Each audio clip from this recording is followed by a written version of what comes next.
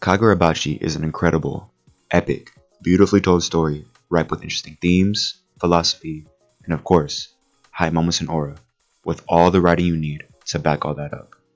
If you've heard of this series, it was probably from the huge meme from around 2 years ago when the series first started, where everyone was ironically glazing it because of the basic premise, or the typical edgy protagonist, that enough time has passed, is better than Naruto, better than One Piece, better than Attack on Titan, that was calling him stronger than Goku, Kagurabachi saved the Soul Society, Shikagura Amabachi, etc.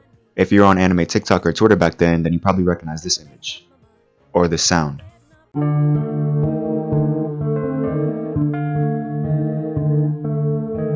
Well, I'm here to tell you that all the memes were real because this manga is amazing. Takeru Hokozono, there is not enough honey in the world to pour on you.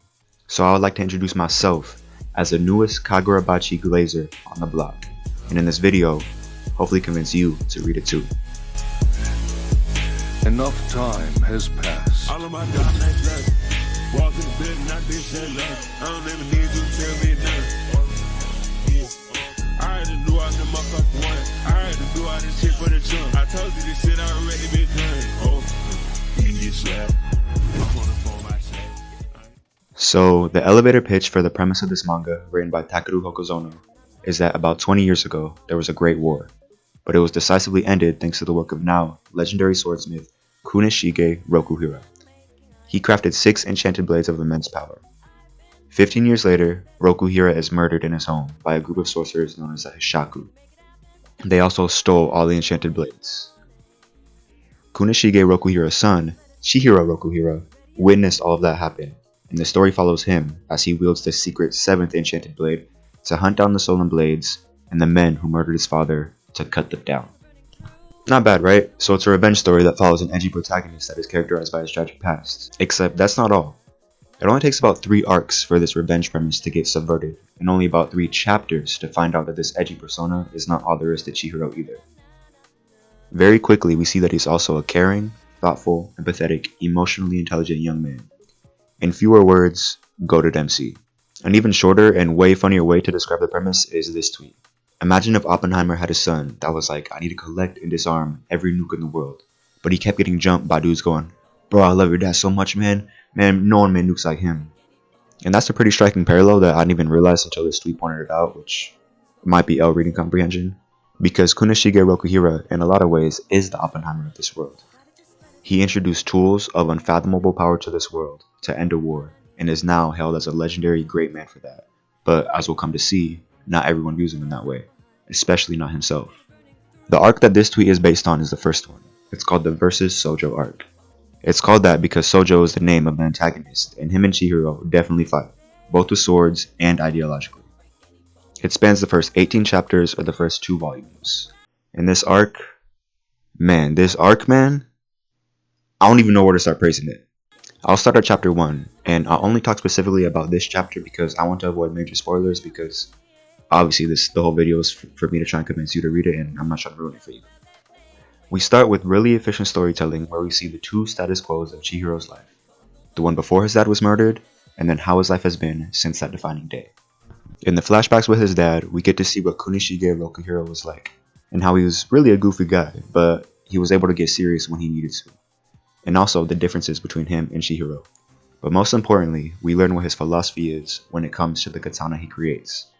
And this is very important because not only does this arc heavily focus on the philosophy of weapons, but it is a central theme of the entire story beyond this arc, which is why the Oppenheimer comparison is so good.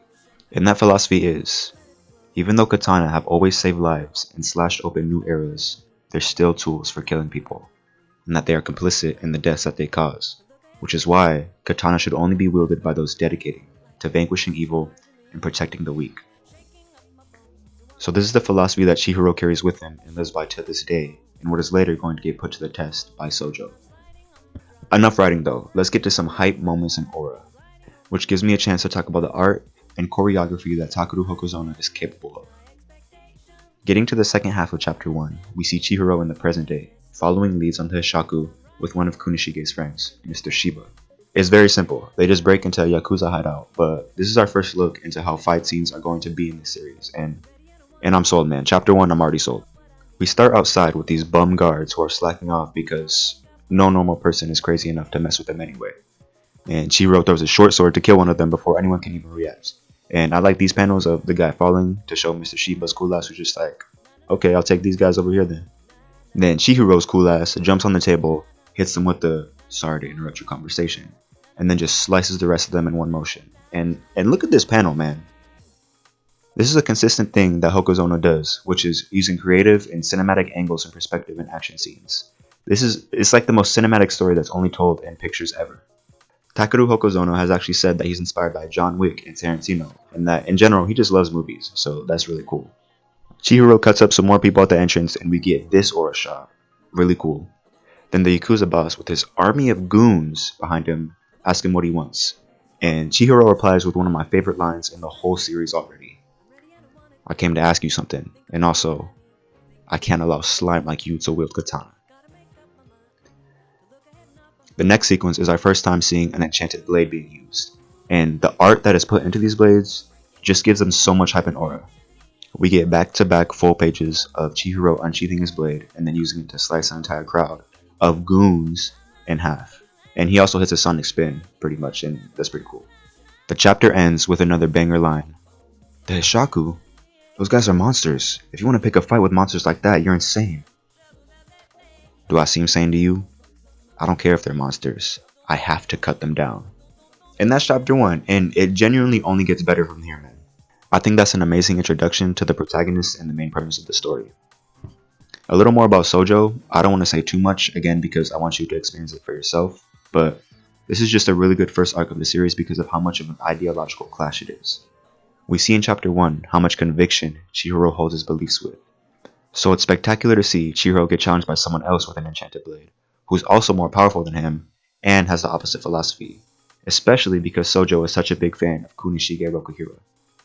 I forgot to mention that before, Sojo is literally the guy who keeps jumping him like, yo, your dad's nukes are so sick, man.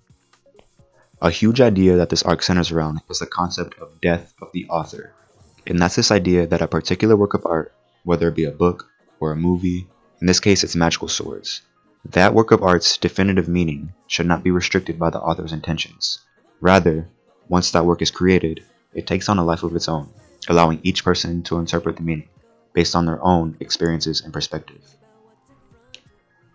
I also had to get this spoon fed to me by a YouTube video, which like another L reading moment, especially because it's called Death of the Author, and then the creator of these books is literally dead. It kind of works perfectly.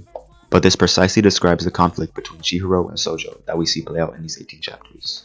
Another side note, this manga is pretty fast paced too. Not to a fault though, I think that's just how it is, and I think it works well, but that's just something I think I should say too in my pitch to the series. But yeah, man, that's my pitch, trying to sell you KAGURABACHI. Hopefully this video made you want to pick it up and give it a try. If you made it to this point in the video, I greatly appreciate you watching it all the way through. I'm going to make more KAGURABACHI videos in the future, so if you do end up becoming a fan, then come on back down, man. We could talk about the series together. That's it for me though. Holla at your boy.